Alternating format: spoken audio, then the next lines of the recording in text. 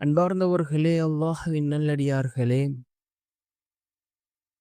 அல்லாஹ் ஜல்ல சுப்ஹானஹு வ தஆலா தன்னுடைய குர்ஆனிலே பல சூறாக்களை வைத்திருக்கின்றான். ஒவ்வொரு சூறாக்களுக்கும் ஒவ்வொரு விதமான சிறப்புகளை ரசூலுல்லாஹி ஸல்லல்லாஹு அலைஹி வஸல்லம் அவர்கள் கூறியிருக்கிறார்கள்.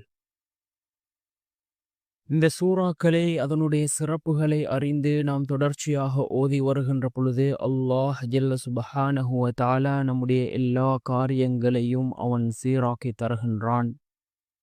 சூரா முஸ்ஸம்மில், இந்த சூரத்துல் முஸ்ஸம்மிலுக்கு ஏராளமான சிறப்புகளை ரசூலுல்லாஹி ஸல்லல்லாஹு அலைஹி வஸல்லம் அவர்கள் கூறியிருக்கிறார்கள். வறுமையை நீக்கக்கூடிய சூரா, அதே போன்று செல்வ செழிப்பை உண்டாக்கக்கூடிய ஒரு சூரா இந்த சூரத்துல் முஸ்ஸம்மிலாக இருந்து கொண்டிருக்கின்றது. இமாம்கள் தங்களுடைய வாழ்க்கையில் ஓதி அனுபவமடைந்த விடயங்களை அவர்கள் தங்களுடைய கிதாபுகளில் பதிவு செய்திருக்கிறார்கள். இந்த சூரத்துல் முஸ்ஸம்மிலை 3 நாட்கள் ஓத வேண்டும். எவ்வாறென்றால் ஒரே அமர்வில் 41 தடவைகள் ஓத வேண்டும்.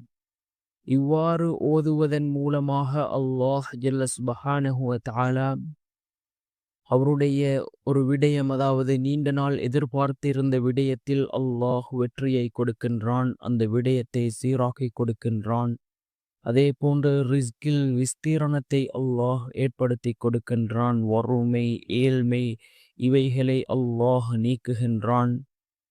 செல்வ செழிப்பை உண்டாக்குகின்றான். இவ்வாறு 3 நாட்கள் ஓத வேண்டும். ஒரே அமர்வில் இந்த சூரத்துல் முஸ்ஸம்மிலை 41 தடவை ஓத வேண்டும்.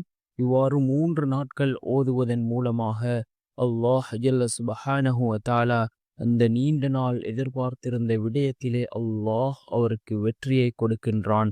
இமாம்கள் தங்களுடைய வாழ்க்கையில் ஓதி அனுபவமடைந்ததை அவர்கள் தங்களுடைய கிதாபுகளில் பதிவு செய்திருக்கிறார்கள். நாமும் நல்ல எண்ணத்தோடு ஓதுவோம். நிச்சயமாக அல்லாஹ் நமக்கும் உதவி செய்வான் என்ற அந்த நம்பிக்கையில் ஓதுவோம். இன்ஷா அல்லாஹ், அல்லாஹ் நமக்கும் உதவி செய்வான். வல்ல நாயன் நம் அனைவரின் பாவங்களையும் மன்னித்து உயர்ந்த ஜன்னத்துல் ஃபிர்தௌஸ் என்ற சூனத்தில் நம் அனைவரையும் ஒன்று சேர்ப்பானாக. ஆமீன்.